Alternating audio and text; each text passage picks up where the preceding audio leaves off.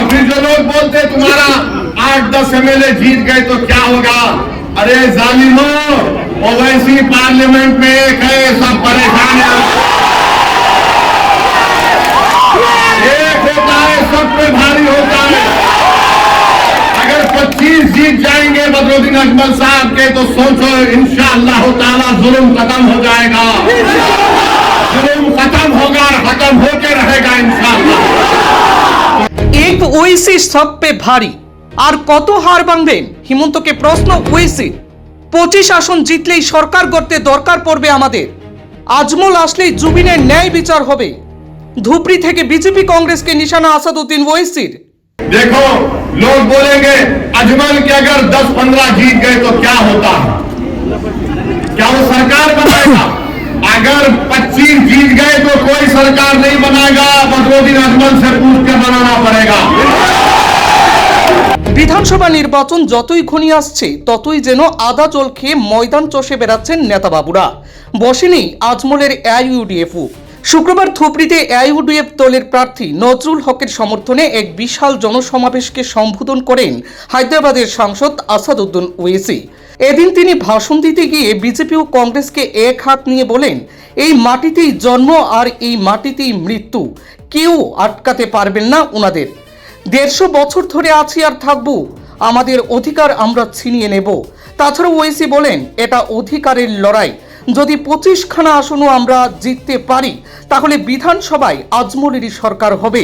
আপনাদের এক একটা ভোট খুব গুরুত্বপূর্ণ, কেননা এখানে কংগ্রেসকে একটা ভোট দিলে সোজা চলে যাবে হিমন্তের কাছে, তাই আপনাদের ভোটটা যেন পড়ে ঠিক তালা চাবিতেই।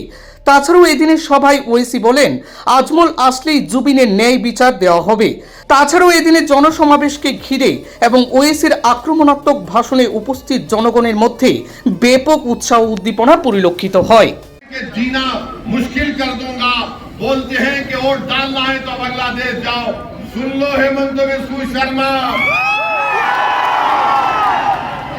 हम 150 साल से यहाँ रह रहे हैं और इंशाअल्लाह ताला सुबह कयामत तक यहीं रहेंगे।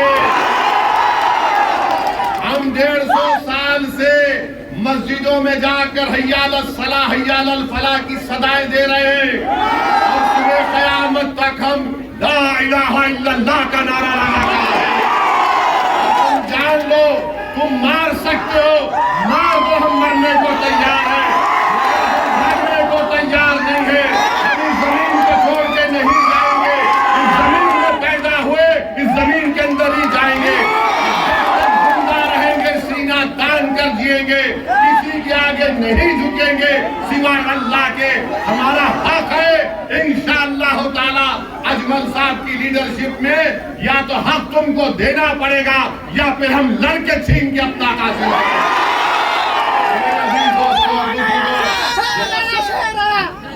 शेर आ गया, अब तुमको शेर बनना ही होगा। शेर बनेंगे, शेर बनेंगे और अपनी पार्टी को वोट देंगे। डरना नहीं है किसी से डरने की जरूरत नहीं है। हाँ, पर हम अल्लाह जब हमको इस दुनिया में भिजाया तो हमारा रिज़्क़, इज्जत, जिंदगी सब लिख कर भिजाया और इंशाअल्लाह ताला ये आप देखेंगे एक दिन जिनको घर से निकाला जा रहा है, जिनको मारा जा रहा है, इंशाअल्लाह ताला अल्लाह तुम्हारे सर पर इज्जत का ताज रख देगा इंशाअल्लाह। जो आज हमको दबा रहे इंशाअल्लाह ताला कल तुम्हारे घर के सामने आकर बोलेंगे हमारा साथ दे दो, वो दिन आएगा और इंशाअल्लाह ताला आप 9 तारीख के दिन अपना एक वोट का सही इस्तेमाल करिए। आप ताला चाबी पर बटन दबाइए, कांग्रेस को वोट देना हेमंत बिस्वा शर्मा को वोट देने के बराबर है। बदरुद्दीन अजमल AIUDF आपकी आवाज है, उसको कामयाब करिए। और फिर नजरुल भाई के खिलाफ जो कैंडिडेट है उनके बारे में मैं कुछ नहीं बोलना चाहता हूं, आप सब जानते हैं उनके बारे में, आप जानते हैं, हम नहीं बोलना चाह रहे। बस इनको कामयाब करिए, तालुकदार भाई को कामयाब करिए।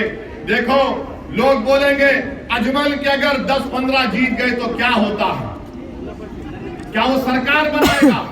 अगर 25 जीत गए तो कोई सरकार नहीं बनाएगा, बदरुद्दीन अजमल से पूछ कर बनाना पड़ेगा। लोग बोलते तुम्हारा 8-10 MLA जीत गए तो क्या होगा। अरे जालिमो, ओवैसी पार्लियामेंट में एक है, सब परेशान है। एक होता है, सब पे भारी होता है। अगर 25 जीत जाएंगे बदरुद्दीन अजमल साहब के तो सोचो इंशाअल्लाह ताला जुल्म खत्म हो जाएगा।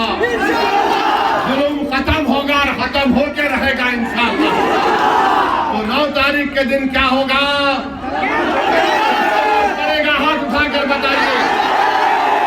और मैं तो विष्णु शर्मा को, गोगोई को बोल रही हाथ देख लो, ये तारा चांदी पर अब बटन दबने वाला है इंशाअल्लाह। इनकलाब जिंदाबाद, इनकलाब, इनकलाब।